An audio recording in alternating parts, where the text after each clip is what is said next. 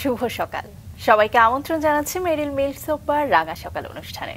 সুন্দর একটি দিনের প্রত্যাশা নিয়ে পুরো অনুষ্ঠান জুড়ে আপনাদের সাথে থাকছি আমি জেরিন এবং আছি আমি মাসুক। শুভ সকাল আমার তরফ থেকেও।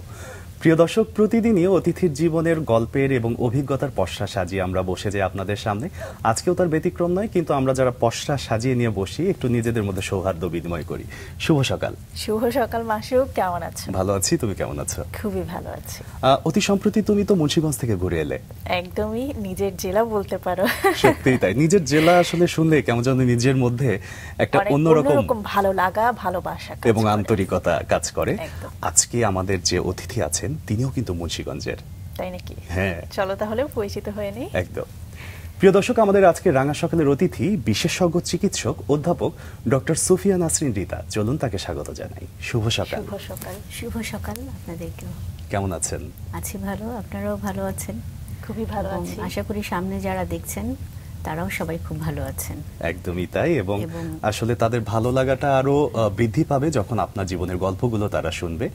একদমই যদি আমরা বেসিক জায়গা থেকে যাই, যে আমরা বলছিলাম যে মুন্সিগঞ্জে আপনার জন্ম, কেমন ছিল শৈশবটা? মুন্সিগঞ্জ তখন তো বেশ অনেক আগের ঘটনা। আমরা তখন বলা যায় মোবাইল থেকে বিচ্ছিন্ন ছিলাম। মোবাইল ছিল না, কোনো ইন্টারনেটও তেমন ছিল না।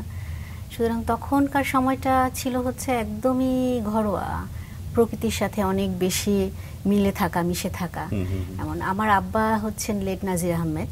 উনি হচ্ছেন খুবই জ্ঞান পিপাসু একজন মানুষ ছিলেন। উনি টঙ্গিবাড়ি পাইলট গার্লস স্কুলের প্রতিষ্ঠাতা কাম হেডমাস্টার ছিলেন, যে স্কুলে আমরা আসলে দুইজনই পড়াশোনা করেছি।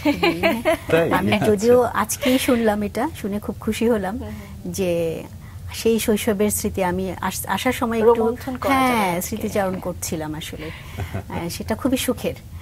আর আমার আম্মাও ছিলেন শিক্ষক, উনিও টঙ্গিবাড়ি মডেল প্রাইমারি স্কুলের শিক্ষক ছিলেন। তো শিক্ষকদের ছেলে মেয়ে হওয়ার সুবাদে আমাদের তো এই মানে ফ্যাসিলিটিটা আরো বেশি ছিল, সবার সাথে মিশতে পারতাম, সবাই খুব বেশি আদর করতেন। এবং আমাদের স্কুলের পিছনে যে অফিসার্স কোয়ার্টার ছিল সেখানে অনেকটা সময় পার করেছি। খুবই খুবই, সেটা মানে ভোলার মতো না। আমাদের তো তখন যে বললাম, তখন মোবাইল ছিল না, ইন্টারনেট ছিল না। আমরা সবাই খুব কালচারাল দিকে খুবই মনোযোগ দিতাম। স্কুলগুলোতে মানে সারা বছর ধরে কালচারাল প্রোগ্রাম হতো, সেটা গান, তারপর ডিবেট, তারপরে হচ্ছে কবিতা আবৃত্তি, এবং সব স্টুডেন্টরা পার্টিসিপেট করতো। এটা খুবই ছিল, মানে মিলেমিশে সবাই, সব ছেলেমেয়েরা একসাথে একটা প্রোগ্রামে যেতাম। প্রতিটা বিশেষ দিনে সেখানে কালচারাল প্রোগ্রাম হতো, স্পোর্টস হতো, সেখানে অ্যাটেন্ড করতাম। এবং চারপাশটাও অনেক বেশি সুন্দর, অনেক বেশি সুন্দর ছিল। প্রকৃতি, শুধু প্রকৃতি।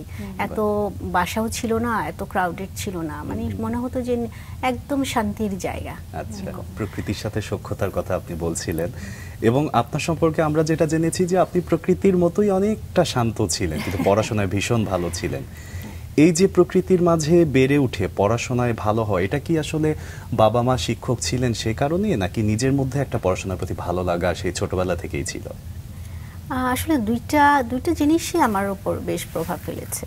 ওই যে বললাম, আমার আব্বা অনেক জ্ঞান পিপাসু ছিলেন। উনি ডবল MA করেছেন তখনকার সময় ঢাকা ইউনিভার্সিটি থেকে, ম্যাথমেটিক্সে এবং ইংলিশে।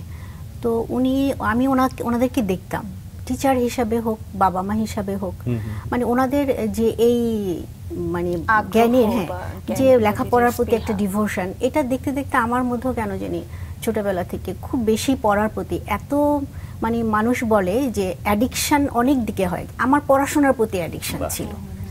এটা মানে আমি খুবই করি। এখনো দেখি যে আমার যারা, আমি এখনো পড়াই, আমি স্টিল টিচার, আমার স্টুডেন্টরা আমাকে বলে যে যখনই ম্যাডামের রুমে যাই দেখি ম্যাডাম কিছু না কিছু পড়ছে।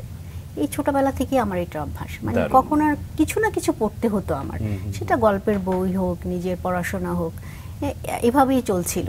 তবে তার মধ্যে আমি কালচারাল দিকে একটু বেশি আমার মন দিতাম। যেমন আব্বা আম্মা দুজনই খুব গান পছন্দ করতেন। আম্মা গান করতেন, তো চাইতেন যে ছেলে মেয়েরাও কিছু করুক। সেই হিসাবে আমি ছোটবেলায় স্কুলে প্রতিটা প্রোগ্রামে, আমার মনে আছে, গানের কম্পিটিশন হলে সেখানে আমার নাম যেতই, এবং জানি না কেন জানি ফার্স্টও হয়ে যেতাম। তারপর কবিতা আবৃত্তি করতাম, ডিবেট করতাম। হ্যাঁ, শিল্পকলার সাথে অ্যাটাচ ছিলাম। মুন্সিগঞ্জ, ইভেন আমি এই গানের জন্য মুন্সিগঞ্জ শিল্পকলা একাডেমিতে যেও সপ্তাহে একদিন ওখানে গান শিখেছি। দারুণ দারুণ। তারপরে ওই নতুন কুড়িতে অ্যাটেন্ড করেছি। তো ফাইনালি যখন নতুন কুড়ি প্রোগ্রাম হলো, মুন্সিগঞ্জ জেলাতে যখন কম্পিটিশন হলো সেখানে যেও ফার্স্ট হয়েছিলাম, কিন্তু আনফর্চুনেটলি পরীক্ষার জন্য, ফাইনাল পরীক্ষার জন্য আমার ঢাকা পর্যন্ত আসা হয়নি।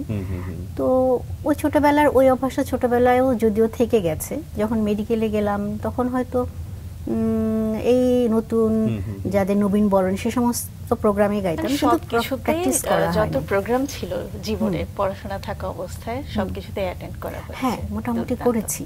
দারুণ। এই গল্পগুলো আসলে আরো বিস্তারিত শুনবো এবং আপনার গুণগুলো আমরা জানার চেষ্টা করব, দর্শকদেরকে জানানোর চেষ্টা করব। কিন্তু এখন আপনার সম্পর্কে কিছু তথ্য আছে আমাদের কাছে, সেগুলো দর্শককে জানাই।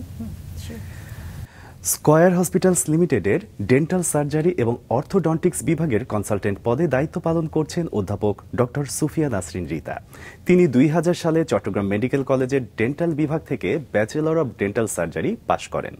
2007 সালে বাংলাদেশের college of physicians and surgeons থেকে বাংলাদেশে প্রথমবারের মতো অর্থোডন্টিক্স এবং ডেন্টোফেশিয়াল অর্থোপেডিক্সে FCPS পাশ করেন।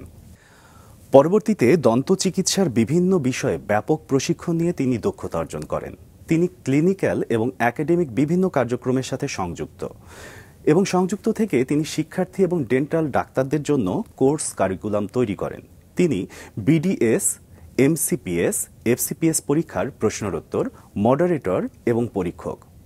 তিনি বেশ কয়েকটি বৈজ্ঞানিক সম্মেলনে দন্ত চিকিৎসা এবং অর্থোডন্টিক্সের উপরে উপস্থাপনা করেন এবং স্বীকৃত জার্নাল থেকে তিনি 25টি বৈজ্ঞানিক নিবন্ধ প্রকাশ করেন। অধ্যাপক ডক্টর সুফিয়া নাসরিন রিতা BCPS জার্নালের সম্পাদকীয় বোর্ডের সদস্য এবং Bangladesh college of physician and সার্জনসের একজন ডেন্টিস্ট্রি, আইটি এবং মেডিকেল শিক্ষা বিভাগের সদস্য। বর্তমানে তিনি সাপ্পোরো ডেন্টাল কলেজে অর্থোডন্টিক্স বিভাগের অধ্যাপক এবং বিভাগীয় প্রধান হিসেবে দায়িত্ব পালন করছেন। বিশাল কর্মময় জীবন তার এই জীবন সম্পর্কে আরও শুনবো, কিন্তু এখন যে জায়গাটাতে ছিলাম শৈশবে সেখানে আবার ফিরে যাচ্ছি। আপনি বলছিলেন যে গান শিখছিলেন ছোটবেলায়, কবিতা আবৃত্তি করতেন, সাংস্কৃতিক বিভিন্ন কর্মকাণ্ডের সাথে আপনি যুক্ত ছিলেন এবং পড়াশোনায় ভালো ছিলেন।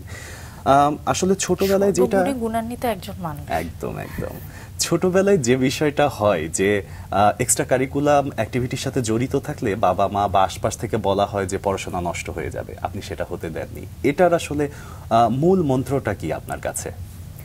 আসলে তখন থেকে হয় কি, আমি পড়াশোনা করতাম পড়াশোনার সময়টাতে। যেমন এখনকার বাচ্চাদেরকে দেখি যে বাচ্চারা রাত জেগে পড়াশোনা করে, কিন্তু আমাদের সময় ছিল আমরা সন্ধ্যায় পড়তে বসতাম।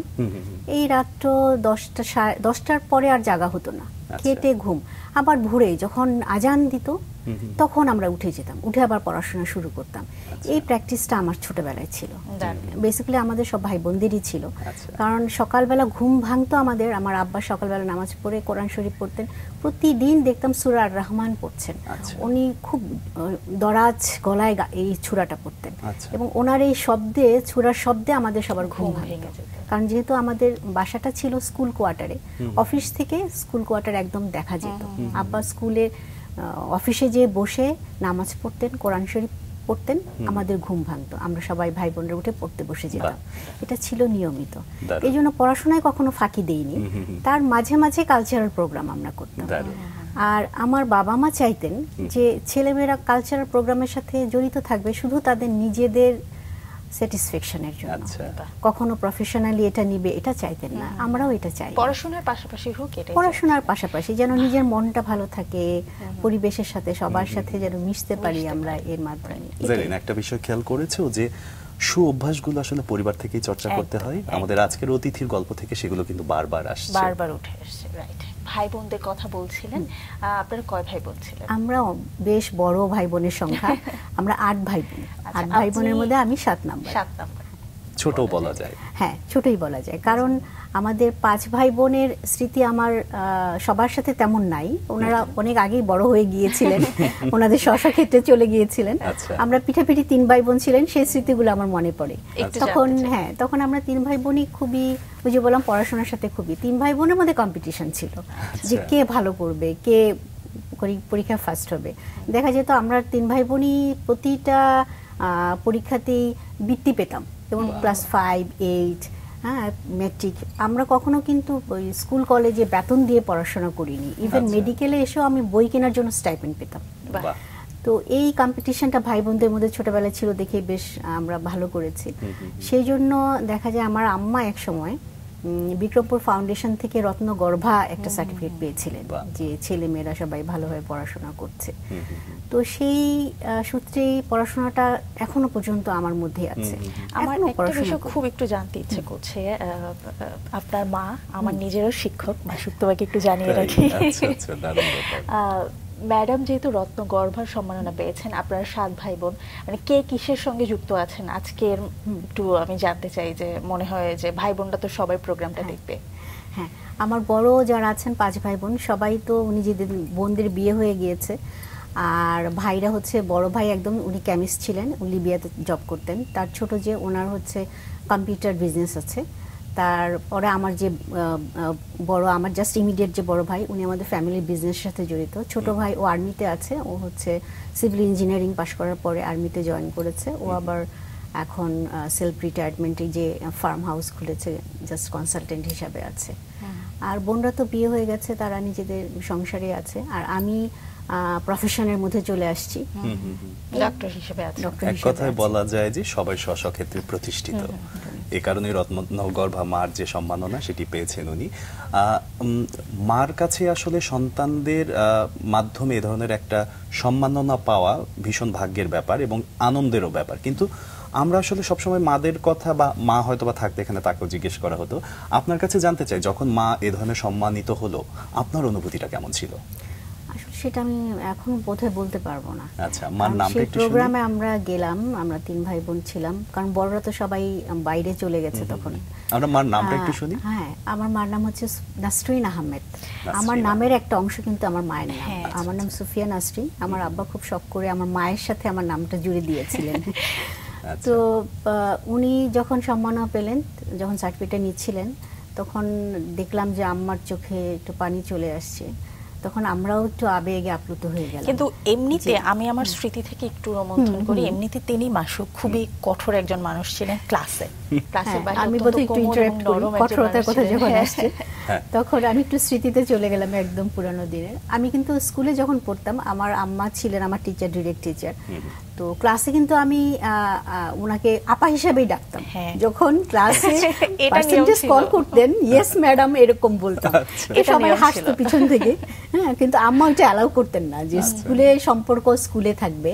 ইভেন আমার আব্বার স্কুলে যখন গেলাম তখন আমার আব্বাকে আমি স্যার বলতাম। স্কুলের বাইরে আমাদের অন্যরকম সম্পর্ক ছিল। আমার আব্বাও অনেক কঠিন ছিলেন, কিন্তু আমাদের বেলায় অনেক নরম ছিলেন। এবং আরেকটা জিনিস যেটা ম্যাডামকে আসলে, যেখানে আমাদের স্কুলে আমার যতটুকু মনে পড়ে সবাই টিচারদেরকে ম্যাডাম বা স্যার বলে সম্বোধন করে, কিন্তু একমাত্র নাসরিন ম্যাডামকে সবাই আপা বলে সম্বোধন করত। মানে সেটা উনি ভালো বলতে পারবেন, যেহেতু আমি আমার মা সম্পর্কে যেটা বলবো, আমার আম্মা আসলে খুবই মাদারলি একজন, খুবই নাইস একজন পারসন। খুবই, তার গল্পটা বললে খুবই ইয়ে হয়ে যাবে, কিন্তু একটু একটা ছোট্ট খুবই কেয়ারি, খুবই কেয়ারি ছিলেন। সেটা আমি বলি না, সব বাচ্চাদেরকে উনি নিজের বাচ্চা মনে করতেন। একটু আপনার হাই স্কুল জীবনে ফিরতে চাই, যে হাই স্কুল জীবনটা আসলে কেমন ছিল? হাই স্কুল বরাবরের মতোই আমি আমার আব্বার স্কুলে পড়েছি, হাই স্কুলটা সেকেন্ডারি স্কুল যেটা, সেখানেও ঠিক একই। ওখানেও আমি দেখা যায় যে আমি বেসিক্যালি প্রত্যেক ক্লাসেই ফার্স্ট হতাম। তো কম্পিটিশানটা যে সেকেন্ড থাকতো তার সাথে অনেক দূরেই থাকতো।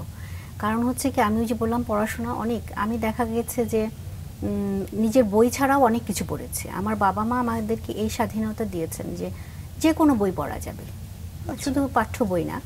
আমাদের বাসায় প্রচুর গল্পের বই থাকতো। আমরা দেখা যেত যে একটা ক্লাস হয়তো শেষ হয়েছে, তারপরে সময়টা আবার নেক্সট পরের ক্লাসে ওঠার পর্যন্ত যে সময়টা আমরা পেতাম, সে সময়টাতে গল্পের বই পড়তাম প্রচুর। আমার মনে আছে আমি আবার থ্রিলার বই পড়তে খুব পছন্দ করি। মাসুদ রানার প্রত্যেকটা সিরিজ আমার তখন পড়া হয়েছে। 3 গোয়েন্দা, হ্যাঁ, তারপর শার্লক হোমস, এই সমস্ত সিরিজ আমার একদম মানে মুখস্থ বলা চলে। আর আমার একটা খুব মানে বাজে অভ্যাসই বলবো, যে বইটা একবার ধরবো সেটা শেষ না করা পর্যন্ত আমার খাওয়া দাওয়া সব বন্ধ হয়ে যায়। তো স্কুলের লাইফে ওই অভ্যাসটা আমার খুব থাকতো। দেখা যেত তখন তো ইলেকট্রিসিটির খুব ইয়ে ছিল, রাতের বেলা আমি মানে মশারির ভিতরে মোমবাতি দিয়েও গল্পের বই পড়েছি। তারপরে আর পড়াশোনাটা তো সে সময় সাইমেলটেনিয়াসলি আমরা করেই যেতাম। আর কলেজ স্কুল টাইমটাতে আমাদের যে প্রোগ্রামগুলো হতো, এইটা খুব আমি বলবো, এই যে 21শে ফেব্রুয়ারিতে প্রভাত ফেরি হতো, এটা আমাদের জন্য অনেক এক্সাইটিং ছিল। আমরা অনেক প্রতিটা বছর আমরা অপেক্ষা করতাম যে কবে মানে 21শে ফেব্রুয়ারি আসবে, কারণ তখন দেখা যেত প্রতিটা বাড়িতেই ফুলের বাগান থাকতো। হ্যাঁ, এবং ওই 21শে ফেব্রুয়ারি আসার আগের দিন ওই ফুলের বাগান পাহারা দেওয়ার জন্য একটা কম্পিটিশন হয়ে যেত। কারণ সকালে উঠে ফুল পাওয়া যেত না। দেখা যেত আগের দিন রাতের বেলা সবার বাগান থেকে ফুল চুরি হয়ে যেত। আমাদের বাসায় এরকম একটা বাগান ছিল, আমার বড় ভাই খুব পছন্দ করতেন বাগান করতে। তো রাতের বেলা আমরা উঠে সেই সকাল ভোরবেলা মালা নিজেরাই গাইতাম, এবং খালি পায়ে স্যারদের সাথে হারমোনিয়াম নিয়ে যেহেতু আমরা গান গাইতাম, ওই গান গাইতে গাইতে প্রভাত ফেরি হয়ে যেত। খুবই এক্সাইটিং ছিল স্কুল সময়টাতে। তারপর আবার আমরা নিজেরা শহীদ মিনার বানাতাম, সেই পুকুর থেকে খাল থেকে মাটি নিয়ে এসে ইট দিয়ে দিয়ে তার মাঝখানে মাটি দিয়ে দিয়ে নিজেরা শহীদ মিনার বানাতাম। তখন আমাদের সবার মধ্যে খুব ক্রিয়েটিভিটি ছিল, তখন তো বানিয়ে দেওয়ার কেউ ছিল না, আমরা নিজেরাই সব করতাম। স্কুল মাঠে এরকম শহীদ মিনার বানাতাম, ওখানে যে সবাই গান করতাম। হ্যাঁ, এবং বিকেল বেলা দেখা যেত আমাদের যেহেতু বাসা স্কুলের ভিতরে ছিল, ওই মাঠ বড় একটা মাঠ ছিল স্কুলের। তো বিকেলবেলা আশেপাশে যে বন্ধু বান্ধবরা ছিল ওরা চলে আসতো, ওদের সাথে বিকেলবেলা এই বৌছি, তারপর গোল্লা ছুট, দৌড়াদৌড়ি, এই খেলাধুলা করতাম। সময়টা খুবই নস্টালজিক, খুব ভালো লাগতো। দুর্দান্ত সময় আসলে ছিল। এবং স্কুলের পিছনে অনেক বড় একটা ক্যানেল ছিল, একটা পুকুর ছিল, বেশ বড় একটা নদীর মতো ছিল, ওইখানে আমরা সাঁতার কাটতাম। এবং আমাদের উপজেলা স্বাস্থ্য কমপ্লেক্স, উপজেলা অফিস এবং আমাদের স্কুল এর মাঝখানে বড় একটা দিঘি ছিল, অনেক বড়। আমরা সবাই মিলে ওই দিঘিতে যে গোসল করতাম, এবং সেখানে একটা কম্পিটিশন হতো যে কে দিঘির এই পার থেকে ওই পারে সাঁতরে যেতে পারে। আমি কিন্তু অনেক সাঁতরাতাম আর কি, এবং সাঁতারের কম্পিটিশনেও যেতাম মাঝে মাঝে, প্রচুর সাঁতরাতাম। সেই সময়টা আসলে ভোলার মতো না, সেটা আসলে দুর্দান্ত ছিল। খুবই মজা করেছি আমরা স্কুলের সময়টাতে। সে ফ্রেন্ডরা এখনো দুই একজনের সাথে যোগাযোগ আছে, তাদের সাথে হয় মাঝে মাঝে ফোনে, সবাই যদিও বাইরে, দেশের বাইরে, মাঝে মাঝে যোগাযোগ হয়, দেখা হয়, ভালো লাগে। দুর্দান্ত। সেখানে তো হাই স্কুল শেষ করলেন, পরবর্তীতে কলেজ জীবনটা। কলেজ, হ্যাঁ, এটা একটু স্যাড কাহিনী, কারণ তখন আমার আব্বা মারা গেলেন 90-তে। তারপরে আমি চলে আসলাম হচ্ছে লালমাটিয়া উইমেন্স কলেজে। তখন সেখান থেকে আমি সরাসরি হোস্টেলে চলে আসলাম পড়াশোনার জন্যই। তো ওই যে বললাম, আমার বাবা মা সবসময় চাইতেন, এই ফ্রিডমটা আমাদেরকে দিয়েছেন যে পড়াশোনার জন্য যেখানে যাওয়ার দরকার সেখানেই যেতে হবে, মোট কথা পড়াশোনা করতে হবে। তো এই জন্য আমি টঙ্গিবাড়ি মুন্সিগঞ্জ ছেড়ে ঢাকায় চলে আসলাম পড়াশোনা করতে। একা। আমি ঢাকায় মোটামুটি সব কলেজগুলোতেই চান্স পেয়েছিলাম, হলি ক্রস, ইডেন, বদরুন্নেছা, তখন এই কলেজগুলো খুব প্রমিনেন্ট ছিল, কিন্তু হোস্টেলে চান্স পাইনি দেখে ওগুলোতে আর ভর্তি হতে পারলাম না। লালমাটিয়া কলেজের হোস্টেলে চান্স পেলাম, ওখানেই যে ভর্তি হলাম, এবং ওখানেই আমি পড়াশোনা করেছি, এবং ওখানকার লাইফটা আমার খুব ভালো ছিল। ওখানে লালমাটিয়া কলেজে কিন্তু অনেক কালচারাল প্রোগ্রাম হয়, এবং ওখান থেকে কিন্তু অনেক বিখ্যাত অ্যাক্ট্রেসরা ওখানে পড়াশোনা করেছেন, এবং তারা আমাদের সিনিয়র ছিল। খুবই জনপ্রিয় একটা, হ্যাঁ, খুব জনপ্রিয় একটা কলেজ ছিল। তো হোস্টেলে থাকতাম, ওখানকার হোস্টেলের যে আমাদের সুপার ছিলেন উনিও খুব স্ট্রিক্ট ছিলেন, আমার মায়ের মতোই স্ট্রিক্ট ছিলেন, এবং খুব আদরও করতেন আমাদের। তো দেখা যেত যে তখনকার সময়ে হোস্টেল গেটে যে দারোয়ান ছিলেন, হ্যাঁ, ওনাকে আবার দিনের বেলা কলেজ গেটে ডিউটি করতে হতো। আমরা হোস্টেলের মেয়েরা কলেজের সময় বের হতে পারতাম না।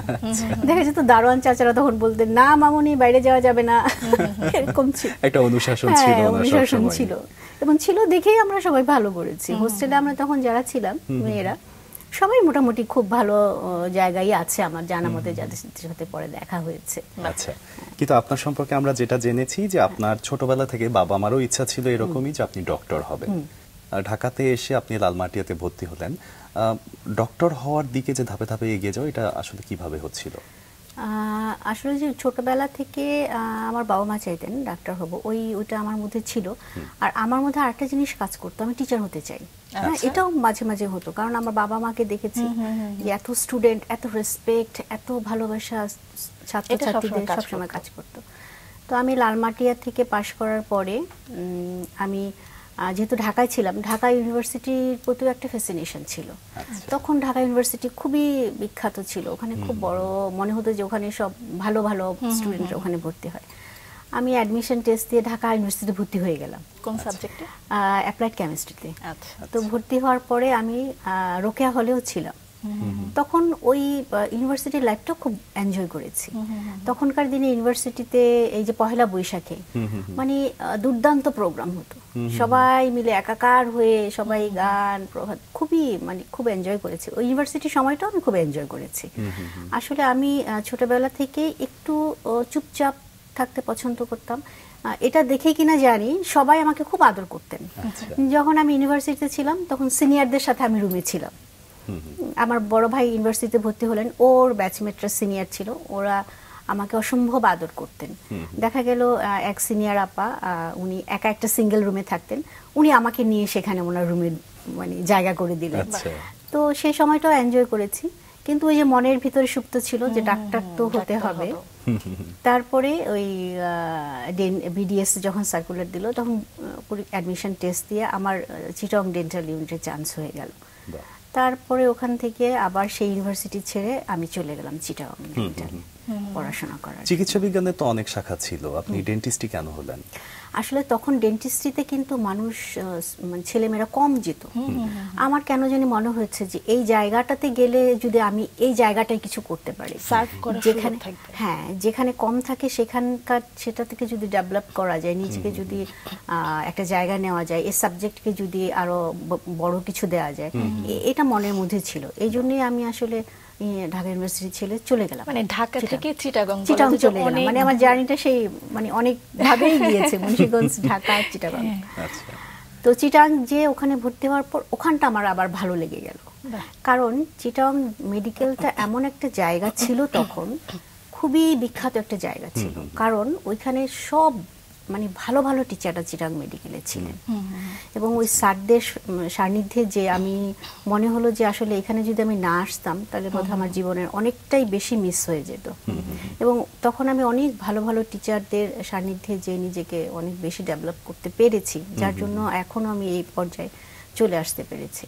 তো আপনাদের মাধ্যমে এখানে মাধ্যমে হয়তো হয় না, সবার সাথে দেখা হয় না, আমি কিছু অ্যাকনোলেজমেন্ট আমি দিতে চাই, কিছু প্রশংসা দিতে চাই যারা যারা আমার এই ছোট ছোট জার্নির পিছনে আছেন। প্রথমেই তো আল্লাহর কাছে শুকরিয়া করব, মহান আল্লাহ তাআলার প্রতি। তারপর আমার বাবা মা আছেন, আমার ভাই বোনরা আছে, তারপরে আছেন আমার টিচাররা আমার খুব বড় একটা ইন্সপিরেশন। মেডিকেল কলেজে বলবো আমি, আমার সাবজেক্টের যে টিচাররা আছেন, আক্তার কামাল স্যার আছেন, মোর্শেদ মালাদ স্যার আছেন, তারপরে হচ্ছে ফরিদউদ্দিন স্যার আছেন, আরো সবাই আছেন যাদের নাম আমি এখন বললাম না, ক্ষমা সুন্দর দৃষ্টিতে দেখবেন। তারপর মেডিকেলে আছেন ডক্টর সুভাগত চৌধুরী স্যার আছেন, রেদওয়ান স্যার আছেন, ফয়েজ স্যার আছেন, যারা মানে নিজেরা অনেক বিখ্যাত, যারা আমাদেরকে অনেক কিছু দিয়েছেন। তারপরে বলবো এখন আমার হাজবেন্ড সবচেয়ে বেশি ইন্সপিরেশন দিয়েছেন আমাকে। জীবনের আসলে অনেক গুরুত্বপূর্ণ একটা অধ্যায়, সে বিষয়টা আমরা আরো বিস্তারিত শুনবো। আপনার কাছে জানতে চাই যে Bangladesh college of physician and surgeons থেকে আপনি বাংলাদেশে প্রথমবারের মতো অর্থোডন্টিক্স এবং ডেন্টোফেশিয়াতে অর্থোপেডিক্সে FCPS করেছেন। প্রথমবারের মতো পাশ করার এই যে এটা একটা বিরল অভিজ্ঞতা আমি বলবো, এই অনুভূতিটা কেমন? এটা খুবই ভালো একটা অনুভূতি। মানে এটা হচ্ছে আমার হাজবেন্ড SM আনোয়ার সাদাত, ও ওরাল ম্যাক্সিলোফেশিয়াল সার্জন, ওর ভূমিকা সবচেয়ে বেশি আমার এই সাবজেক্টটার পিছনে আসে। আমাদের বিয়ে হয় জাস্ট তার আগে আমি পার্ট 1 FCPS পার্ট 1 পাস করি, তখন সাবজেক্ট চয়েসের ব্যাপারে ও আমাকে বলেছিল, কারণ আমার দুইটা সাবজেক্টের প্রতি খুব ইন্টারেস্ট ছিল। একটা হচ্ছে ওরাল ম্যাক্সিলোফেশিয়াল সার্জারি, একটা হচ্ছে অর্থোডন্টিক্স। দুইটাকে আমি অসম্ভব ভালোবাসতাম, পছন্দ করতাম, এক্সপার্টিস ডেভেলপ করেছি। তো যেহেতু ওরাল ম্যাক্সিলোফেশিয়াল সার্জারি এই সাবজেক্টটা একটু ইমার্জেন্সি আছে, অনেক রাতে যেতে হয়, পেশেন্ট ডিল করতে হয়, অনেক সময় দিতে হয়। তো তখনও আমাকে বললো যে তুমি অর্থোডন্টিক্সে যাও, এই সাবজেক্টটা হচ্ছে একটু সফিস্টিকেটেড, একটু কুল সাবজেক্ট। কুল বলবো এই জন্য যে তেমন ইমার্জেন্সি নাই, হ্যাঁ, অ্যাস্থেটিক বিউটিফিকেশন উইথ ফাংশনাল কিছু প্রবলেম থাকে পেশেন্টদের, একটা রেগুলার ইন্টারভেলে পেশেন্ট অ্যাপয়েন্টমেন্ট দিতে হয়। হ্যাঁ, এই জন্য এই সাবজেক্টটা আমি চুজ করলাম। এই সাবজেক্টটা তখনও কেউ FCPS করেনি, ইভেন ওরাল ম্যাক্সিলোফেশিয়াল সার্জারিতেও করেনি। ওর সাবজেক্টে প্রথম করেছে, আমি আমার সাবজেক্টে প্রথম এফসিপিএস সারা বাংলাদেশে সারা বাংলাদেশে। বাহ, মানে একজনই স্টুডেন্ট ছিলেন? আমি একাই ছিলাম, বাহ, একাই পরীক্ষা দিলাম, পাশ করলাম। এমন একটা সাবজেক্ট চুজ করা অনেক বেশি রিস্কি ছিল। হ্যাঁ, রিস্কি ছিল, কারণ এই সাবজেক্টটা খুব একটা সহজ না, একটু কঠিন। যদিও আমি বললে হয়তো যারা আমার পরে পাশ করেছেন তারা বলবেন যে না, এটা বলা বোধহয় কঠিন ছিল, মানে ওই সেন্সে যে এর আগে কেউ করেনি। ইভেন এই সাবজেক্টটা একটু টেকনিক্যাল প্রবলেম, মানে সব প্র্যাকটিক্যাল ওয়ার্ক বেশি, হ্যাঁ, ক্লিনিক্যালি মোর অ্যাফিলিয়েটেড থাকতে হয়, এই জন্য এই সাবজেক্টটা একটু ক্রিটি। এই জন্য ওই সাবজেক্টটা চুজ করার পর যখন আমি পার্ট 1 পাশ করলাম, ট্রেনিং পিরিয়ডে আমাকে বেশ অনেক সময় দিতে হয়েছে এই সাবজেক্টটাকে, মানে এই সাবজেক্টটার প্রতি এক্সপার্টিস ডেভেলপ করার জন্য। যেহেতু তেমন আগে কেউ ছিল না, আমি প্রথম এই সাবজেক্টে এসেছি। বাংলাদেশে প্রথমবারের মতো অর্থোডন্টিক্স আপনি পড়াশোনা করলেন, এফসিপিএস পার্ট 2 সম্পূর্ণ করলেন। পার্ট 1 আমি করেছি 2002-তে, আর হচ্ছে পাশ করেছি পার্ট 2, ফাইনাল করেছি হচ্ছে 7-এ। এর মাঝখানে আমি ট্রেনিং করেছি, ট্রেনিংটা করেছি আবার ঢাকা ডেন্টাল কলেজে। আচ্ছা, আমার গাইড ছিলেন প্রফেসর খালেক আহমেদ স্যার, আর ছিলেন হচ্ছে প্রফেসর জাকির হোসেন স্যার। ওনার আন্ডারে আমি 4-5 বছর ট্রেনিং করি, তারপরে আমি পার্ট 2 ফাইনাল পরীক্ষা দিই। এই ট্রেনিং পিরিয়ডে আমার কিন্তু 2টা বাচ্চা হয়। আচ্ছা আচ্ছা, আমার একটা ছেলে একটা মেয়ে। ট্রেনিং পিরিয়ডে হয়, যেহেতু প্রথম আমি ছিলাম, পার্ট 1 পাশ করেছি। আর ঢাকা ডেন্টাল কলেজ তো আমার জন্য একটু নতুন ছিল, যেহেতু আমি এসেছি সে চিটাগাং থেকে, তো এখানে সবার সাথে পরিচিত হতে আমার অনেক সময় লেগে যায়। তারপর আমি যেহেতু ডেন্টালে আমি প্রত্যেকটা 4টা প্রফেশনাল পরীক্ষায় ফার্স্ট হয়ে এসেছি, বেশ পড়াশোনা করেই এসেছি। ওই ট্রেনিং পিরিয়ডটা তো তেমন আমার অসুবিধা হয়নি, স্যারদের সাথে সাথে মোটামুটি আমার ট্রেনিং পিরিয়ডটাকে কমপ্লিট করতে পেরেছিলাম 2 বাচ্চা নিয়েও। তারপরে আমি পরীক্ষা দেই, সাথে পরীক্ষা দিয়ে পাশ করার পরে আমি জয়েন করি সাপোরো ডেন্টাল কলেজে। আচ্ছা, ওখানেই আমি এখনো আছি টিচিং। ওই যেমন বলেছিলাম আমার একটা স্বপ্ন আছে যে টিচার হব। স্বপ্নগুলো কিভাবে সুন্দরভাবে বাস্তবায়িত? আমি এই জন্য আল্লাহর কাছে অনেক অনেক ধন্যবাদ জানাই, শুকরিয়া আদায় করি যে আমার স্বপ্নগুলো আল্লাহ তাআলা পূরণ করতে পেরেছেন। আপনি শিক্ষকও হয়েছেন, দারুণ একটা ব্যাপার, দুর্দান্ত বিষয়। সত্যি তাই। ম্যাম, অর্থোডন্টিক্স এবং ডেন্টোফেশিয়াল অর্থোপেডিক্সে আপনি আন্তর্জাতিক বিভিন্ন ধরনের কোর্স করেছেন, একটু শুনি কি কি ধরনের কোর্স করা হয়েছে? আসলে আমি যে বললাম আমি একটু হোমসিক, যেটাকে বলে হোমসিক মানে হচ্ছে আমি আমার দেশকে ভালোবাসি, কখনোই চাইনি যে দেশ ছেড়ে বাইরে চলে যাব। এই জন্য বাইরে যে অনেক 2 বছর 3 বছর 4 বছর ট্রেনিং বা কোর্স করা, এটা আমার পক্ষে সম্ভব হয়নি। যেহেতু আমার বিয়ের পরেই আমি ট্রেনিং পিরিয়ডে চলে যাই, 2টা বাচ্চা ওই ট্রেনিং পিরিয়ডে হয়ে যায়। আমি অনলাইনে অনেক কোর্স করেছি, যেমন আমাদের সাবজেক্টে এই অর্থোডন্টিক্সে ট্রিটমেন্ট রিলেটেড কিছু আছে, যেমন ফিক্স আমরা ব্রেসেস দিয়ে কাজ করি, সেই ব্রেসেসও ডিফারেন্ট টাইপ অফ ব্রেসেস আছে, এবং এগুলো তো আপডেট হচ্ছে। হ্যাঁ, আপডেট হচ্ছে, খুব র্যাপিডলি আপডেট হচ্ছে। সুতরাং এগুলোর সাথে ওরিয়েন্টেড থাকতে হলে আমাদের কোর্স করতেই হয়, সেটা অনলাইন হোক আর অফলাইন হোক। দেশের বাইরে? দেশের বাইরে দেশেও আছে, অনেক ছোট ছোট কোর্স আছে, সেগুলো আমি আমি নিজে করাই, আমি করি না, যেহেতু আমি সিনিয়র হয়ে গেছি অলমোস্ট। বাইরে কিছু কিছু কোর্স আমি অনলাইনে করেছি, তো এখন মোটামুটি আপডেটেড থাকি সবকিছুর সাথে। আর আমি লিখতে খুব পছন্দ করি, আমার অনেক আর্টিকেল আছে, এই সায়েন্টিফিক আর্টিকেল, এবং আমি ক্লাস নেই সায়েন্টিফিক আর্টিকেল কিভাবে লিখতে হবে, সিস্টেম কিভাবে। আমার যতদূর মনে পড়ে আপনার 34টার মতো আর্টিকেল রয়েছে। হ্যাঁ, অনেক আর্টিকেল আমার আছে, এবং 25টার মতো নিবন্ধও আছে। এবং চেষ্টা করি প্রতি বছরই কিছু না কিছু লেখার জন্য, কিছু কিছু আর্টিকেল। এবং আমি যারা পরীক্ষা দেয়, এই যে এফসিপিএস এমসিপিএস যারা পরীক্ষা দিচ্ছে, তাদের এই ডিজার্টেশন থিসিস আমি রিভিউ করি, প্রচুর রিভিউ করি, কারণ আমি বিসিপিএস এর সাথে অনেক বেশি রিলেটেড, অনেক বেশি। কারণ যেহেতু এই সাবজেক্টটাতে আমি প্রথম এফসিপিএস করেছি, মানে আমি বিসিপিএস এর প্রথম ফেলো এই সাবজেক্টের, সেই সুবাদে আমি পাশ করেছি 2007-এ। 2010 থেকেই আমি পরীক্ষা নিচ্ছি, পরীক্ষা কন্ডাক্ট করছি, হ্যাঁ, ডিরেক্টলি পরীক্ষা নিচ্ছি যারা এফসিপিএস পরীক্ষা দেয় তাদের। এছাড়া বিসিপিএস এর যত ধরনের কাজ আছে আমার সাবজেক্ট রিলেটেড, কোশ্চেন, মডারেশন, তারপরে হচ্ছে স্টুডেন্টদের ট্রেনিং দেওয়া, এগুলো সব আমি করে থাকি। এটা বলাই বাহুল্য যে আপনি আসলে ভীষণ গুণী একজন মানুষ এবং অভিজ্ঞ একজন মানুষ। এই অভিজ্ঞতার আলোকেই যদি একটু শুনতে চাই যে এই যে দেশের বাইরে বিভিন্ন কোর্স করছেন এবং করেছেন এবং একই সাথে দেশের মধ্যে আপনি হাতে কলমে শিখেছেন, দুই জায়গার আসলে পার্থক্যটা কি রকম? পার্থক্য হচ্ছে কি, বাইরের কান্ট্রিতে যেমন হচ্ছে যে কোর্সগুলো শেখায় সেগুলো হচ্ছে মোর প্র্যাকটিক্যাল ওরিয়েন্টেড, ওরা হচ্ছে 1:1 এরকম শেখায়। আচ্ছা। হ্যাঁ, আর আমাদের যেহেতু অনেক মানে অনেক ডাক্তার অনেক বেশি, আমরা যদি মানে কোয়ালিফাইড ডাক্তার ছাড়াও ডেন্টাল সার্জনদের যদি ট্রেনিং দিতে যাই তাহলে দেখা যায় যে 1:1 করা যায় না। হ্যাঁ, আমাদের এটা একটা জটিলতা। তারপরেও এখন করা হচ্ছে, আর বাইরে তো অনেক ফ্যাসিলিটি অনেক বেশি, ইনস্ট্রুমেন্টেশন, তারপরে হচ্ছে অনেক লজিস্টিক্স অনেক বেশি, ওরা ওই দিক থেকে অনেক সাপোর্ট দিতে পারে, ওরা একটু আপডেটেড বেশি। হ্যাঁ, সেই আপডেটেশনগুলো ওরা আমাদেরকে সাপ্লাই করতে পারে, দিতে পারে, যেহেতু আমরা এখনো বাংলাদেশ অত ডেভেলপ কান্ট্রি হয়ে যায় নাই, যে আমার সাবজেক্টটা আবার একটু ইনস্ট্রুমেন্টাল দিক থেকেও আমরা একটু পিছিয়ে আছি, ল্যাব ফ্যাসিলিটিস আমাদের কম। কারণ অনেক অনেক ডিভাইস আছে যেগুলোর জন্য আমাদের সোলি ল্যাবের উপর ডিপেন্ড করতে হয়।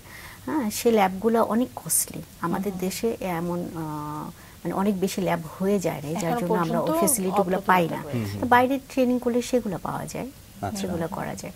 তো বাইরে আরেকটা প্রবলেমও আছে, সেটা হচ্ছে কি, আমাদের এখানে আমরা সরাসরি পেশেন্টের উপর কাজ করতে পারি, তো বাইরে আবার সেটা সম্ভব না। ওটা রিসার্চ ইনস্টিটিউট রিসার্চ, যেমন হচ্ছে ওরা বাইরের কান্ট্রিতে ওরা হচ্ছে ডামির উপর কাজ করে।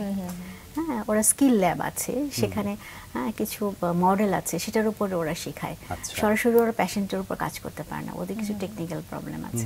সেই দিক থেকে আমরা বেশি মোর অ্যাডভান্টেজ, আমরা অনেক অ্যাডভান্টেজ পাই, সরাসরি আমরা পেশেন্টের উপর কাজ করতে পারছি। আচ্ছা, এই যে শিক্ষা উপকরণের কথা বলছিল ম্যাম জেরিন, যে শিক্ষা উপকরণ বাংলাদেশে একটু প্রতুল না অপ্রতুল, তো শিক্ষা উপকরণগুলো আসলে বাংলাদেশে সার্বজনীন করার জন্য বা যতটুকু দরকার ততটুকু আনার জন্য কোনো পদক্ষেপ কি আপনাদের বিভাগ থেকে বা আপনাদের জায়গা থেকে উত্থাপন করা হয়েছে?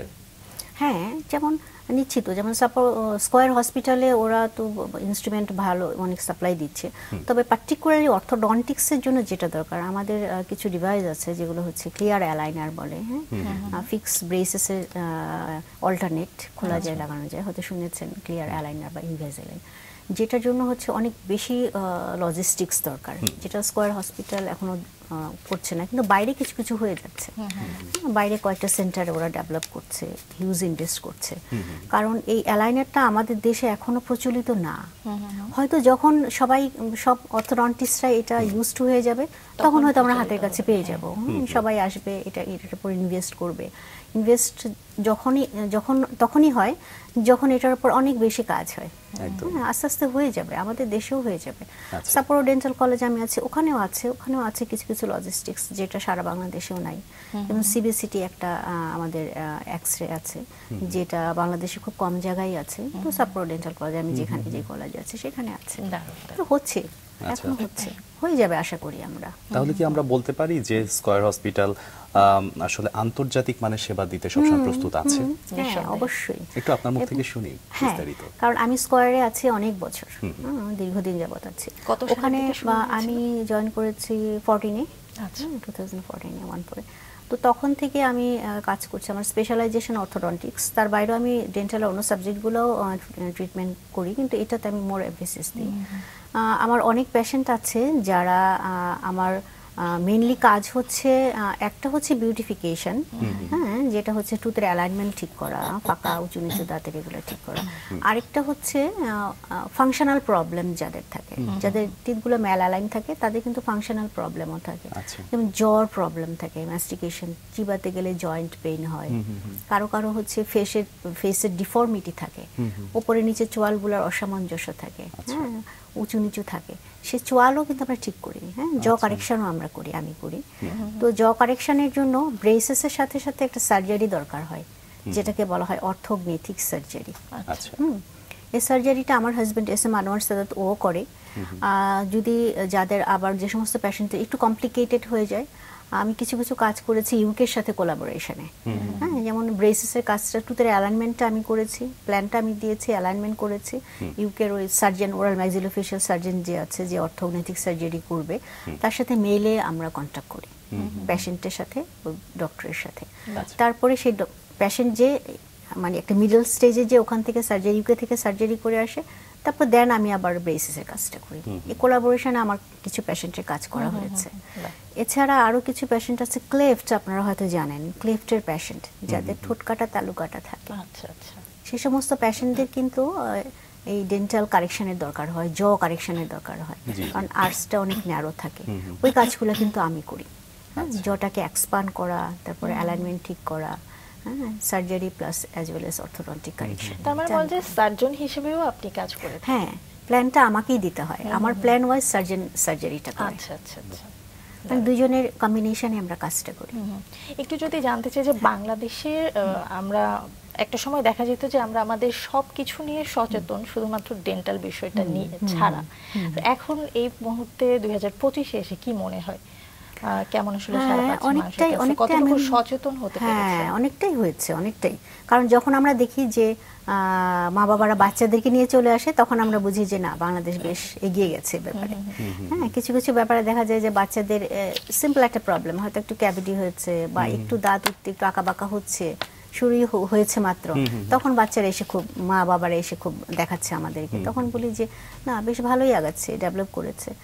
আর যেহেতু অর্থোডন্টিক্স এই সাবজেক্টটা একটু স্পেশাল সাবজেক্ট, আমরা বলবো না যে আমরা হিউজ কিছু করে ফেলেছি, কারণ আমরা স্পেশালাইজেশন করেছি খুব কম। সেক্ষেত্রে পেরিফেরিতে আমরা একটু ডিপ্রাইভই, পেরিফেরিতে এখনো হয়তো অনেকেই এই সাবজেক্টটা সম্পর্কে কম জানে, কিন্তু তারপরেও পেরিফেরিতে যে সমস্ত ডেন্টাল সার্জন আছে, তারা যদি এটা বুঝতে পারে আমাদের কাছে রেফার করে, চলে আসে। আমরা দেখি আগাচ্ছে, ভালোই আগাচ্ছে। হ্যাঁ, কারণ অনেক সচেতনতা হয়েছে, তবে আরো দরকার, আরো দরকার, সচেতনতাটা আরো দরকার। সেই দিকে আমরা কাজ করছি। আমি ইউজুয়ালি প্রিভেন্টিভস নিয়ে খুব কাজ করি, যেমন বাচ্চাদের এই ইরেগুলার টিথ যাতে না হয় সেটার ব্যাপারে বেশি কাজ করি। কারণ হওয়ার আগেই যদি আমরা প্রিভেন্ট করতে পারি, সেটা আরো বেশি ইজিয়ার হয়ে যায়। এটার কি কোনো পরামর্শ আছে যেটা দর্শকরা শুনলে হয়তো বা উপকৃত হবে? একটু যদি জানান। সেটা হচ্ছে বাচ্চারা আসলে আমরা বলি কিছু কিছু কজ আছে যেটা হচ্ছে টিথ ইরেগুলার হতে পারে। সেটা হচ্ছে আমরা দেখি প্রত্যেকটা বাচ্চারই কি থাকে, থাম সাকিং এর হ্যাবিট থাকে। হ্যাঁ, একদম জন্মের পরে বাচ্চাদের দেখি যে আমরা থাম সাকিং করেছি। একটা সময় এটা প্রিভেন্ট হয়ে যায়, অটোমেটিক্যালি প্রিভেন্ট হয়ে যায়, কিন্তু কিছু কিছু বাচ্চাদের দেখা যায় এটা থেকে যায়, পারসিস্ট করে। সেই সমস্ত বাচ্চাদের কিন্তু জ as well as teeth alignment problem হয়। আমরা তখনই বাচ্চাদেরকে, প্যারেন্টসরা যখন বাচ্চাদেরকে নিয়ে আসে, তখন আমরা এটা কাউন্সেলিং করি যে বাচ্চাদের যদি এই অভ্যাসটা থাকে, অবশ্যই তাদেরকে মোটিভেট করতে হবে। আমরা করি এবং প্যারেন্টসদেরকে শিখিয়ে দিই কিভাবে করতে হবে। বাচ্চাদের ব্যাড ইফেক্ট বলতে হবে, এটা হলে কি প্রবলেম হবে। হ্যাঁ, তারপর কিছু ইনিশিয়েটিভ আছে যেটা নিতে হয়, বাচ্চাদের আঙুলে কিছু দিয়ে দিতে বলি। আর যদি হয়েই যায় যে টুথের অ্যালাইনমেন্ট এখন প্রবলেম হচ্ছে, আমরা কিছু ডিভাইস দিয়ে দিই মুখের ভিতরে একদম প্রাইমারি স্টেজে, সেটা অটোমেটিক্যালি আস্তে আস্তে কারেকশন হয়ে আসে। তারপর বাচ্চাদের আর্লি শেডিং একটা আছে, ক্যাভিটি বেশি হলে, হ্যাঁ, যে সময়ে দাঁতটা পড়ার কথা তার আগেই হয়তো দাঁত ফেলে দিয়েছে, তখন দেখা যায় ইরেগুলার টিথ হয়। হ্যাঁ, সেটা বাচ্চারা যখন আসে তখন আমরা একটা কাউন্সেলিং করি। ক্যাভিটি হলে সেটা ট্রিটমেন্ট করে দিই যাতে আর্লি শেডিং না হয়, লস হয়। হ্যাঁ, আর হয়েও যদি যায়, যদি দেখা যায় যে আমরা প্রিজার্ভ করতে পারছি না, ফেলেই দিতে হচ্ছে, তখন কিছু ডিভাইস আছে অর্থোডন্টিক্যালি আমরা দিই, যেটা দিয়ে ওই স্পেসটাকে আমরা প্রিজার্ভ করি, যাতে নিচের আসল দাঁতটা স্পন্টেনিয়াসলি ওই স্পেসে চলে আসতে পারে। ম্যাম, আপনি একই সাথে শিক্ষকতা করছেন, আপনি সার্জন হিসেবে কাজ করছেন, আপনি কনসালটেন্সি করছেন, অনেক কিছুই করছেন, এবং পাশাপাশি আপনি আরো যেটা করছেন যে পেশাজীবী বিভিন্ন সংগঠনের সাথে যুক্ত আছেন। কোন কোন সংগঠনের সাথে যুক্ত আছেন এবং কি কি কাজ করছেন একটু শুনি। আমি বাংলাদেশ অর্থোডন্টিক সোসাইটিতে আছি এক্সিকিউটিভ মেম্বার হিসেবে। সেখানে তো আমাদের প্রতি বছরই একটা সময় কনফারেন্স হয়, সেমিনার হয়, ন্যাশনাল ইন্টারন্যাশনাল, অনেক বাইরের স্পিকাররা আসে, তাদের সাথে সেখানে আমি পার্টিসিপেট করি, সেমিনারে প্রেজেন্ট করি। তারপরে বিসিপিএস এর এই যে জার্নাল সাথে জড়িত, সেখানে আমি সময় দিই একটা আর্টিকেলগুলো রিভিউ করা। তারপরে মেডিকেল এডুকেশনের সাথে জড়িত আমি, আমার কলেজে অ্যাজ ওয়েল এজ বিসিপিএস এই মেডিকেল এডুকেশনে বিভিন্ন ধরনের আন্ডারগ্রেড এবং পোস্ট গ্রেড এর কারিকুলামগুলোকে কিভাবে আপডেটেড করা যায়, হ্যাঁ, এটার সাথে কাজ করি। তারপরে আমার একটা সংগঠন আছে, আমি আমার হাজবেন্ড করি, oral cancer care and research. এটা হচ্ছে আমাদের একদম চ্যারিটেবল একটা অর্গানাইজেশন, যেটার মাধ্যমে আমরা ক্যান্সার পেশেন্টদেরকে সার্ভিস দিই। আচ্ছা, ওরাল একটু ক্যান্সার শুধু ডিটেইলস শুনতে চাই আসলে এটা সম্পর্কে, কারণ এই বিষয়টা নিয়ে আমরা ক্যান্সার সম্পর্কে জানি, বাট ওরাল ক্যান্সারটা নিয়ে আমার মনে হয় আমরা একটু কম জানি।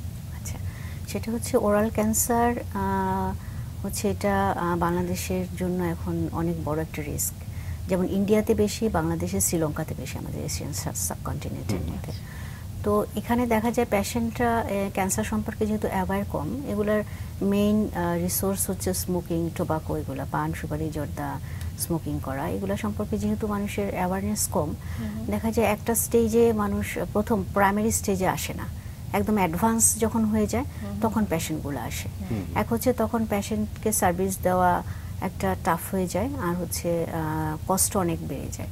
তো সেটার থেকে আমার হাজবেন্ড যেহেতু ওরাল ম্যাক্সিলোফেশিয়াল সার্জন, ওর একটা বড় কাজ হচ্ছে এই ক্যান্সার সার্জারি করা, ফেস হেড নেকের যত ডিফর্মিটি আছে, ক্যান্সার, ফ্র্যাকচার, এগুলা কাজ করা। আচ্ছা, ও বাংলাদেশে মোটামুটি রিনাউন সার্জন।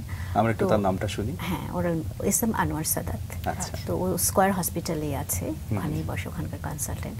তো ওর আমি মিলে চিন্তা করলাম যে এই পেশেন্টগুলোকে, পেরিফেরিতে যে পেশেন্টগুলো আছে যাদের অ্যাবিলিটি কম, তাদেরকে কিভাবে সার্ভিস দেওয়া যায়, সে থেকেই আসলে আমাদের দুইজনে মিলে এই অর্গানাইজেশনটা করা। আমাদের সাথে আরও অনেক মেম্বার আছেন যারা এই সার্ভিস দিচ্ছে।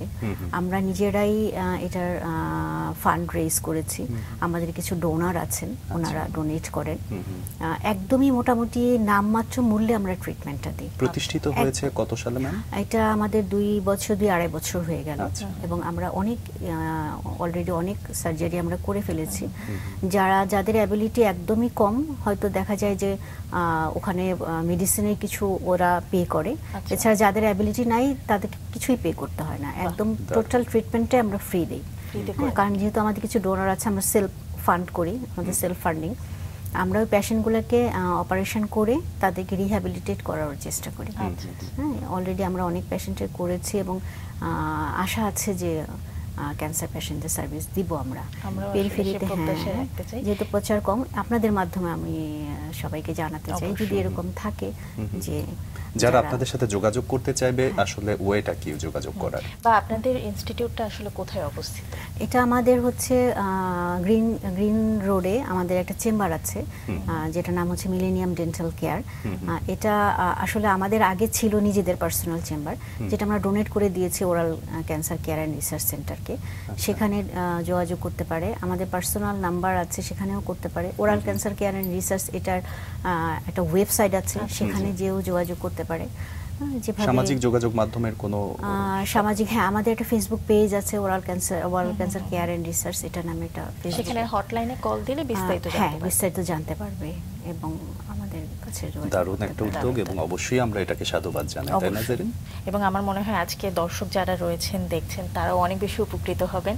খুবই ধন্যবাদ জানাতে চাই। একটু একটা বিষয় জানতে চাই যে আপনার যে দুইটা সাবজেক্ট, অর্থোডন্টিক্স এবং ডেন্টোফেশিয়াল, এই দুইটা আমরা একটু কম জানি। আমার মনে হয় আমাদের দেশের মানুষ একটু কম জানে এটা চিকিৎসা বা চিকিৎসা পদ্ধতি কোন জিনিসটাকে আসলে এই দুইটার মধ্যে ধরা হয়, একটু যদি ডিটেইলস আছে। এই যে অর্থোডন্টিক্স, এটা হচ্ছে ডেন্টাল কারেকশন যেটাকে বলি, ইরেগুলার উঁচু নিচু ফাঁকা এই দাঁতগুলো, হ্যাঁ, এটা হচ্ছে অর্থোডন্টিক্স। আর ডেন্টোফেশিয়াল হচ্ছে রিলেটেড জো, হ্যাঁ, যেমন উপরের জো, নিচের জো, এই জোগুলো যদি ডিফর্মিটি থাকে, কারো দেখা যায় আমরা যে নিচের চোয়ালটা একটু সামনের দিকে চলে এসছে, উপরের চোয়ালটা সামনের দিকে বা পিছনের দিকে, হ্যাঁ, ক্লেফটের বাচ্চাদের থাকে এরকম। তো এই দুইটারই কম্বিনেশন ট্রিটমেন্ট আমরা করি, dental correction as well as জ কারেকশন। তো এটার আসলে আমাদের অনেকের ধারণা যে হয়তো অনেক বয়স হলে আমরা করব, বা অনেক বেশি ব্যয়বহুল। হ্যাঁ, অনেক বেশি ব্যয়বহুল, এটা একটা কারণ আছে। হ্যাঁ, কিন্তু আমি এটা খুব সবাইকে একটু অ্যাসিওর করতে চাই, সেটা হচ্ছে এই ট্রিটমেন্টটা কিন্তু সব বয়সেই দেওয়া সম্ভব। হ্যাঁ, যেমন ক্লেফট পেশেন্টদের একদম জন্মের পরেই কিন্তু আমরা এই অর্থোডন্টিস্ট একটা ভিতরে একটা ডিভাইস দিয়ে দিই, যেটাকে অবট্রুরেটর বলে, বাচ্চাদের খাওয়ার অসুবিধা যাতে না হয়, যাতে ফিডিং করতে পারে। তো আমরা এই ট্রিটমেন্টটা জন্মের পর থেকে শুরু করতে পারি। আবার যাদের হচ্ছে যে বললাম যে কিছু হ্যাবিট আছে, এটা কারেকশনও আমরা 5-6 বছর, 7 বছর, 10 বছরের মধ্যে করি। আবার কিছু ট্রিটমেন্ট আছে যে জ কারেকশন, জর অ্যালাইনমেন্ট, এটাও আমরা 6 বছর বয়স থেকে শুরু করতে পারি, হ্যাঁ, অ্যাজ আর্লি অ্যাজ পসিবল। আবার কিছু ট্রিটমেন্ট আছে যেগুলো স্টাবলিশড, যে উঁচু ফাঁকা নিচু, এগুলো আবার হচ্ছে একটু বয়স হলে করি, যেমন সব আসল দাঁতগুলো চলে আসলে, হ্যাঁ, 11-12 বছর বয়স থেকে। হ্যাঁ, সার্জারি এটা আমরা করি আবার হচ্ছে যেটি 18 বছরের পর থেকে। স্টেপ বাই স্টেপ এই ট্রিটমেন্টগুলো আমরা করি। আর কস্টিং এর ব্যাপার যদি বলে থাকেন, সেটা হচ্ছে কি এখন সমস্ত সরকারি হসপিটালগুলোতেই কিন্তু ডেন্টাল ইউনিট আছে, এবং যেহেতু অর্থোডন্টিস্টও মোটামুটি ভালোই বের হয়ে গেছে, সরকারি লেভেলে আছে, তো মোটামুটি সরকারি হসপিটালগুলোতে গেলে ট্রিটমেন্ট পাবে। এছাড়া ঢাকা ডেন্টাল কলেজ যেটা আছে, সেটাতে ট্রিটমেন্ট হয় একদমই কম মূল্যে হয়, একদমই কম মূল্য, বিনা পয়সায় অনেকে হয়, অনেকে করেন। তারপর হচ্ছে বাংলাদেশ মেডিকেল কলেজ যেটা আছে, আগে পিজি হসপিটাল ছিল, সেখানেও হয় ডেন্টালের অর্থোডন্টিক ট্রিটমেন্ট, সেখানেও হয়, কম মূল্যে করা হয়। আমার হসপিটাল সাপোর্ট ডেন্টাল কলেজ, সেখানেও মোটামুটি কম মূল্যে করা হয়। এটা কোথায় অবস্থিত? এটা উত্তর 8 নম্বর সেক্টর। আচ্ছা আচ্ছা।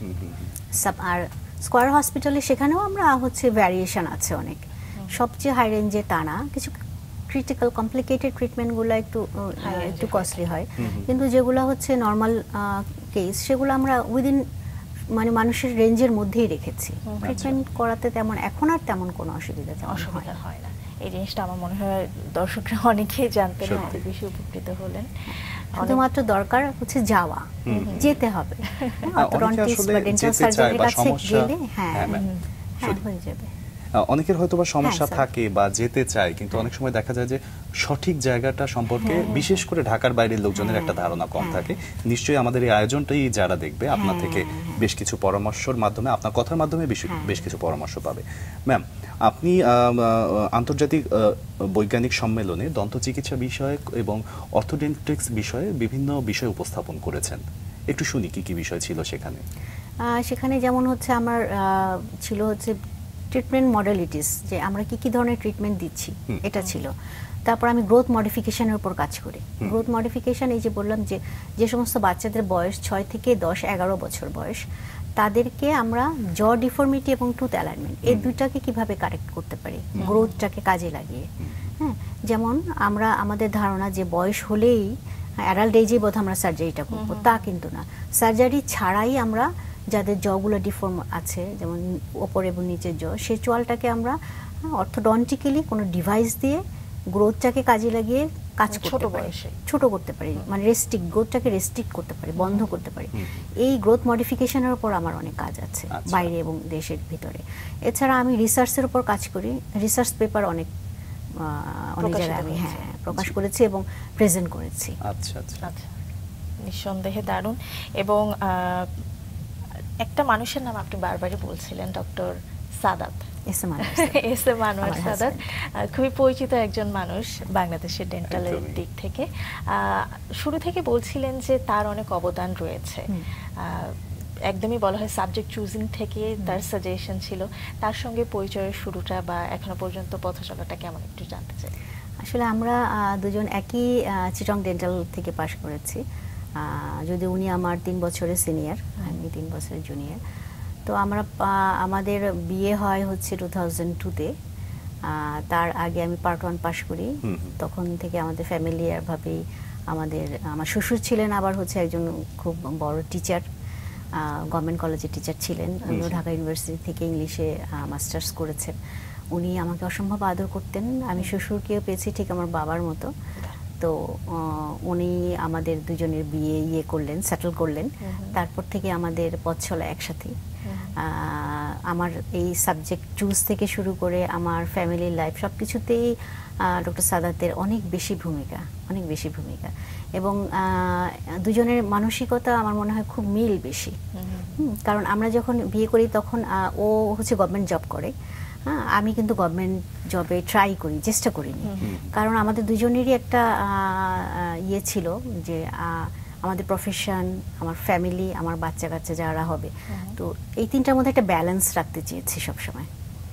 দুজনেই সরকারি জব করে, দুজনেই যদি খুব ব্যস্ত একটা টপিক ইউজ করি, কাজে লাগাই, মানে ইনভলভ হয়ে যায়, তাহলে হয়তো ফ্যামিলি এবং বাচ্চা এদেরকে ব্যালেন্স করা হবে না। এই জন্যে আমার এই সাবজেক্টটা চুজ করা এবং এখন পর্যন্ত আশা করি আল্লাহর রহমতে আমি অত ব্যস্ত লাইফ কিন্তু খুব একটা লিড করি না, আমি অনেক কাজ করি কিন্তু তার মধ্যে একটা ব্যালেন্স রাখি সব সময়। নিজের জন্য, যেমন হ্যাঁ, নিজের নিজের পরিবারের জন্য, জন্য। আমার ফ্যামিলির জন্য, আমার বাচ্চাদের জন্য। যেমন আমি বাইরে খুব বেশি বাইরে যাওয়ার পক্ষে খুব একটা না, যে বাইরে যে আমার থাকতে হবে, ওখানে প্রফেশন করতে হবে। জি। আমার হাজবেন্ডেরও সেম। আমার বাচ্চাদের মধ্যেও আমি এটা ডেভেলপ করেছি যে না, একটা সময় যেতে হবে বাইরে, এটাও higher আসলে study-র আমরা জন্য, আবার বলবো যে দেশে ফিরে আসতে হবে। এটাও আপনার পারিবারিক শিক্ষা থেকেই হয়েছে যে আপনি আপনার পরিবারকেও সেই শিক্ষাতেই শিক্ষিত করছেন। এটা দারুণ একটা যেটা বিষয় আসলে ম্যাম। আপনি পেয়ে এসেছেন। আপনি ছোটবেলা থেকেই একটা বিষয়ের প্রতি অনেক ভালো লাগা, অগাধ ভালো লাগা দেখিয়েছেন, সেটা হচ্ছে গান। যেহেতু আজকে আমরা সুযোগ পেয়েছি, আপনাকে আমাদের সাথে পেয়েছি, একটু গান শোনার চেষ্টা করব, কিন্তু আমরা যেহেতু আয়োজনেরও একদমই শেষ পর্যায়ে চলে এসেছি, রাঙা সকালের দর্শকদেরকে যদি আপনার কিছু বলার থাকে বলে আমরা গান শুনি। নতুন বছর সবার জন্য আনন্দময় সুখের হোক, এটাই চাই। আর আমার প্রফেশন এবং অর্থোডন্টিক ওরাল ক্যান্সার কেয়ার সম্পর্কে একটু বলবো। সেটা হচ্ছে আমার প্রফেশন অর্থোডন্টিক্স, এটা খুব এখন সবার দোরগোড়ায় আছে। আমি চাইবো যে সবার প্রবলেম যার যার আছে, ইরেগুলার টিথ, কথা বলতে অনেক সময় ইরেগুলার টিথ থাকলে মানুষের পার্সোনালিটি প্রবলেম হয়। আশা করব সবাই এখন এই সাবজেক্টটা অ্যাভেল করতে পারবেন, একজন ডেন্টাল সার্জনের কাছে গেলেই এটা কারেকশন সম্ভব।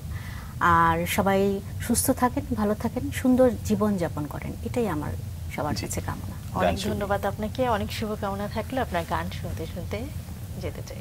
ও যে মানে না মানা, আখি ফিরাইলে বলে না না না, ও যে মানে না মানা।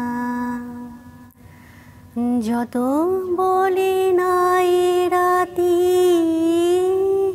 মলিন হয়েছে বাতি, মুখ পানে চেয়ে বলে না না না, ও যে মানে না মানা। বিধুর বিকল হয়ে খেপা পবনে ফাগুন করিছে হাহা ফুলের বনে। আমি যত বলি তবে এবার যে যেতে হবে, দুয়ারে দাঁড়ায় বলে না না না, ও যে মানে না মানা। অসংখ্য ধন্যবাদ, অনেক শুভকামনা থাকবে। থ্যাংক ইউ, আপনাদেরকে অনেক অনেক ধন্যবাদ, সবার জন্য শুভকামনা।